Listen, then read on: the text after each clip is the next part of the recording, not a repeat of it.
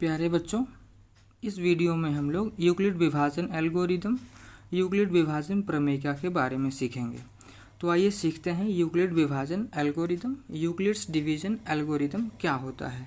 तो प्यारे बच्चों, यह सामान्यतः एक लंबी विभाजन प्रक्रिया होती है। इसमें यह यूक्लिड विभाजन एल्गोरिदम 3 टर्म से मिलकर बना हुआ है। तो यूक्लिड के बारे में जानते हैं, यूक्लिड क्या है। तो यूक्लिड एक महान गणितज्ञ थे। ये ग्रीक के रहने वाले थे।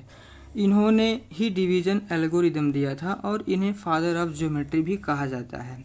अब समझते हैं विभाजन क्या होता है। तो विभाजन गुणा करने की प्रक्रिया के विरुद्ध प्रक्रिया को विभाजन या डिवीजन या भाग करना कहा जाता है, अथवा दूसरे शब्दों में कहें तो किसी वस्तु को बराबर बराबर हिस्सों में भाग लगाना ही विभाजन कहलाता है। अब तीसरा समझते हैं एल्गोरिदम क्या होता है।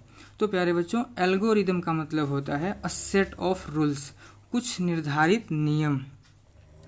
मतलब गणितीय समस्याएं हल करने के लिए कुछ निर्धारित नियम ही एल्गोरिदम कहलाता है। बच्चों, हमने 5वीं 6ठी क्लास में भाग करना, विभाजन करना सीखा था, जिसमें भाजक, भाज्य, भागफल, शेषफल होता था।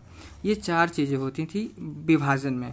जिससे भाग किया जाता है उसको भाजक या डिवाइजर कहा जाता है, और जो जिसमें भाग किया जाता है उसको भाज्य या डिविडेंड कहा जाता है, और जो शेष बचता है उसे शेषफल या रिमाइंडर कहा जाता है, और जो भाग देने पर परिणाम आता है उसे भागफल या कोशिएंट कहा जाता है।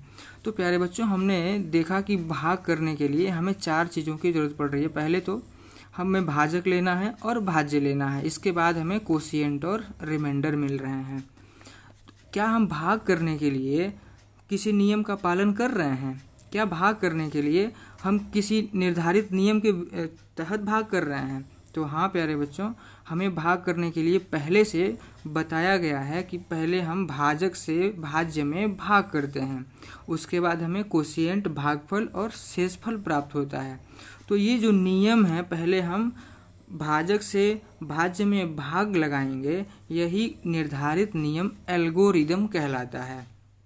और ये पूरी प्रक्रिया जब कंप्लीट हो जाती है तो इसे ही विभाजन कहा जाता है। कह सकते हैं कि यूक्लिड विभाजन एल्गोरिदम भाग करने की, विभाजन करने की या डिवाइड करने की एक प्रक्रिया है, जिसमें हम एल्गोरिदम कुछ निर्धारित नियम के तहत या स्टेप के तहत डिवाइड या भाग करते हैं। जैसे 2 से 5 बार में भाग लगाएंगे, 2 का पहाड़ा 5 बार पढ़ेंगे, 2 5 10। तो पहले हमने पहाड़ा पढ़ा, फिर हमने ये कोशिएंट लिखा, फिर हमने 10 लिखा, फिर उसमें से माइनस किया, फिर माइनस करने के बाद हमें एक शेषफल प्राप्त हुआ। तो हम इसमें स्टेप का पालन कर रहे हैं। वो स्टेप है पहले पहाड़ा पढ़ना, फिर घटाना, फिर शेषफल लिखना। यही यूक्लिड विभाजन एल्गोरिदम है। तो प्यारे बच्चों, मैं उम्मीद करता हूँ कि आपको यूक्लिड विभाजन एल्गोरिदम पूरी तरह से समझ में आ गया होगा। अब समझते हैं यूक्लिड विभाजन प्रमेयिका, यूक्लिड्स डिवीजन लेमा क्या होता है। तो आपने अभी सीखा यूक्लिड के बारे में, डिवीजन के बारे में। अब सिर्फ आपको ये समझना है लेमा क्या होता है। तो लेमा का मतलब होता है प्रमेयिका, या हम दूसरे शब्दों में कह सकते हैं कि प्रमेयिका एक सिद्ध किया हुआ कथन होता है और इसे एक अन्य कथन को सिद्ध करने में प्रयोग करते हैं। तो सपोज दैट, मान लीजिए कि हमने एक भाग किया, विभाजन किया, 11 को 2 से भाग किया। अब इसमें से कुछ फैक्ट निकालेंगे। वो फैक्ट क्या है? मान लीजिए हमने 11 को ए मान लिया और 2 को हमने बी मान लिया। इसमें से हमने 11 को ए माना और 2 को बी माना। अब ये प्रमेयिका पहले से सिद्ध किया हुआ है और इसी कथन के अनुसार हम दूसरे कथन को सिद्ध करेंगे। तो बस यही तो प्रमेयिका है। अब ये प्रमेयिका ये कहती है कि A equal to B into Q plus R. यहाँ पर A भाज्य है और यहाँ पर B भाजक है, Q कोशिएंट है, भागफल है और R शेषफल है। अब इन तीनों को सॉल्व करने पर हमें A प्राप्त होता है। तो ये एक सिद्ध किया हुआ पहले से कथन है।